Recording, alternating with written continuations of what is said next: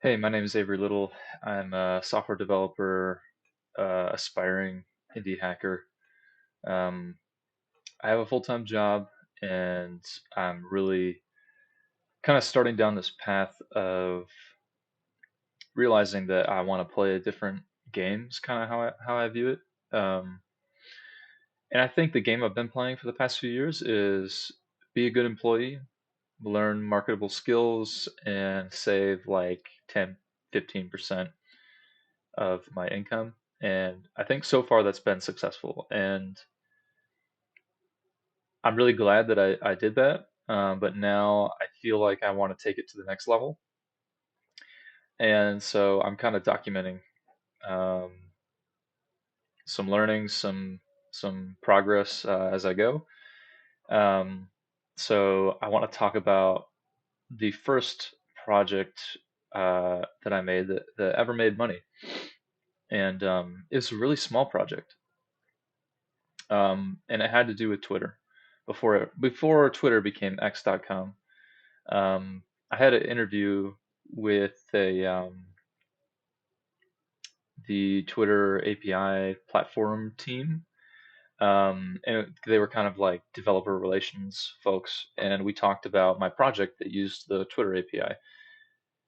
And this was maybe 6 months to a year before Elon took over. And I remember it being a really good meeting because they asked me questions like, "What do you like about the Twitter API? What do you want to see more of?"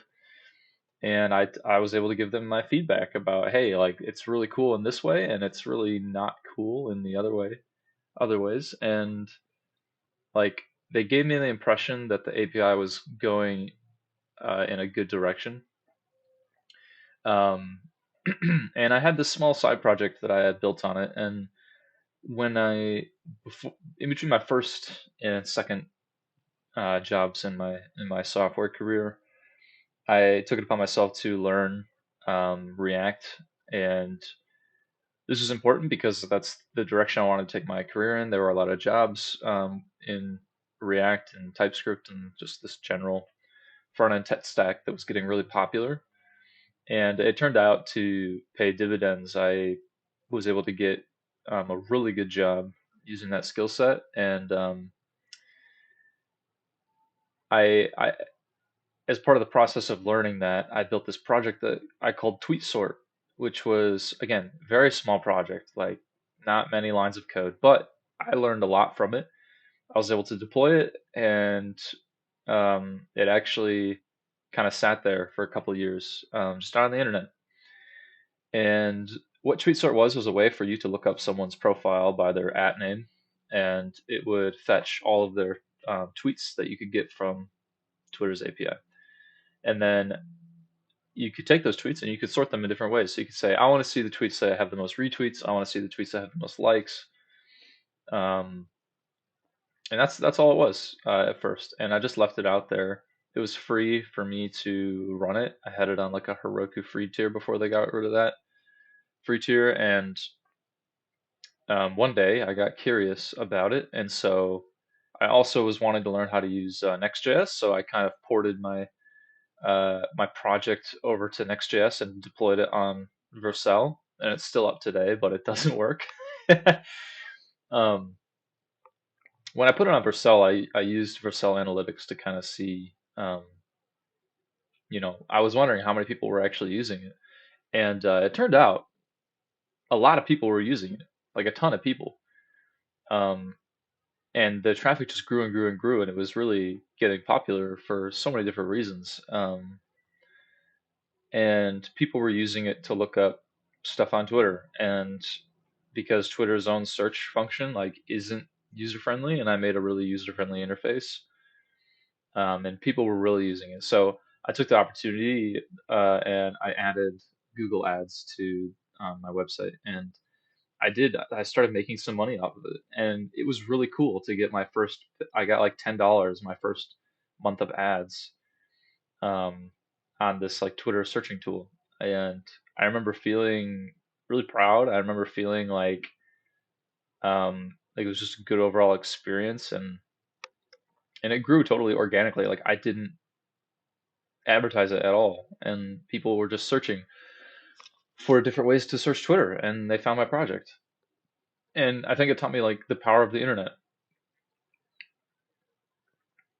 It was a really beautiful thing to me. It was really small, but it meant a lot to me. And um, in the meantime, I was growing in my career, so I decided to kind of flesh TweetSort out into kind of a SaaS project. So I learned how to add like a database and users to my next app, and I had created this whole new UI experience based on the new version of Twitter's API. And it gave me all sorts of different data that I could play with. So you can now sort tweets by like 8 or 9 different things, and you could also search within my app. You could also export it to like a Excel document, like all these like features. And I had people in my Twitter DMs like asking me to pay for this, and that was just a crazy experience because people were like, "I'll pay $10 a month like to use this," and I was like, "I would love for you to pay me $10 a month for you to use this." And I had tried to build other apps before, like a habit tracker or like really basic things, nothing too like unique. But this felt a little bit more unique. Obviously, someone else could do it. It's not, and there are other like social media search websites out there. Not really anymore, unfortunately, but um, it was an awesome experience, and it really made me believe that I could be an indie hacker. It really made me believe that I could grow this to be, 500, $1,000 a month, like income that I could put into my savings, and that felt really good. I was really excited to be able to save up some extra money and use that to, I don't know, do something more important. Like, for instance, I'm thinking about moving right now. If I had some extra money, that would be a lot easier.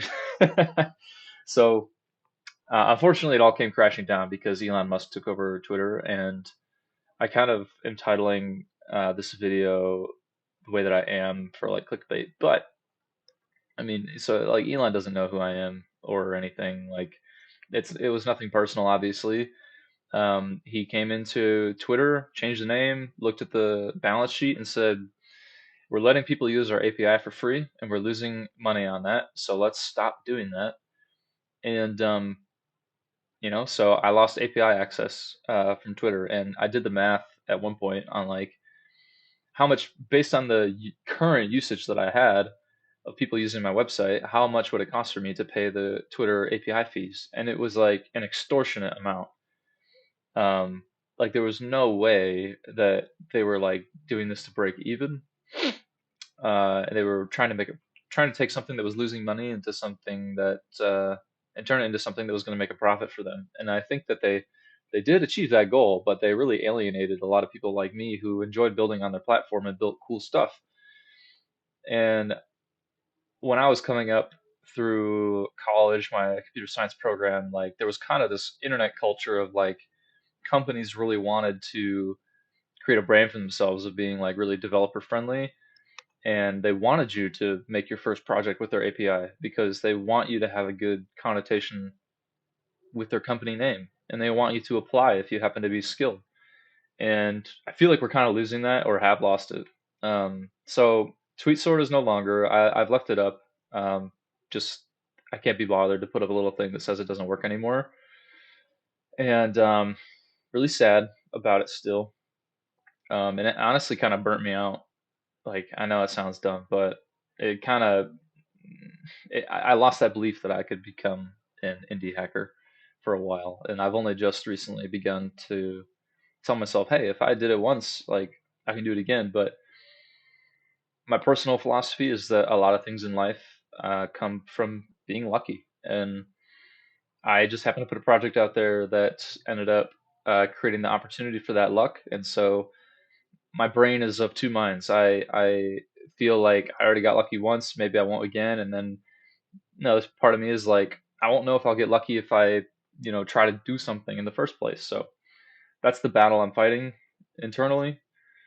Um, so shortly after Twitter API made their pricing changes, other companies followed suit. So Reddit was a really famous one. I myself used the Reddit Apollo app religiously every day for like 10 years or something, and overnight it was gone. There was a post from the creator saying Reddit is doing similar API pricing updates to Twitter. They really emboldened the industry. So you definitely can't say that Elon isn't influencing the industry. Can't say that. Um, so this guy who created his own value, created his own business, and supported himself through his own skills is now out of a job. And I don't know how he's doing nowadays. I kind of want to look him up after I'm done with this, but it's just a trend that we've seen. And now indie hackers are like, can we build on top of a platform anymore? And personally, my current project is built on top of OpenAI, not OpenAPI, OpenAI, and I'm building on top of a platform again. But their product is the API. So I think, while I am dependent on any sort of pricing changes that they happen to make, it's a little bit more of a acknowledged relationship. Um, and yeah, so we'll see how that goes. But I would not build on top of certain APIs nowadays. Certainly, I would, and I definitely have had pause thinking about building on top of the AI tools. But I think that it's a little bit different. It's they want you to do it. They want you to use their API. They want you to experiment. They might want you to experiment so that they can copy your product. It's already happened. So but I don't think there's anything wrong with that. Personally, I wish Twitter would have copied my product. Imagine if you're on someone's profile and they're like one of the smartest people in the world. That's the thing about Twitter is everyone's on it. Some of the smartest people in the world are on it. If I could go to someone who has like constant commentary about a certain conflict or like a technology that I'm really interested in, and I can go to their profile and I say, hey, show me like all their bangers, show me all of their like highly liked tweets in order from top to bottom, and I can look through, and it's like reading a little bit of a blog's best work. Um, I do this on Reddit all the time. I go to a subreddit about a new topic, and I say, "Show me your top posts of all time," and boom, within 10 minutes, I feel like I have like a foundational education in this topic. It's very powerful, and that's what I was trying to create with TweetSort. So I wish they would have copied my product. I wouldn't have been as sad about it because at least the idea would live on. But no, Twitter, I don't think there's a lot of money to be made by Twitter by um, showing past content. Um, Twitter's all about the here and now. It's all about the ephemeral. It's all about, oh my God, have you seen this? And then the next day, and what about that? And that's how it works. Um, so yeah, this is the start again of kind of the next step in my career. I hope I can build something useful. I hope I can update my channel with stuff. This is just going to be really casual, me talking. Um, I don't know. Maybe I'll be too embarrassed or something to upload this, but I have no idea. I'm just trying to do my best, and hopefully, my project, when it launches in the next month or so, I can share something cool with the world again. So, thanks for watching. I appreciate it. Please like and subscribe. Take care.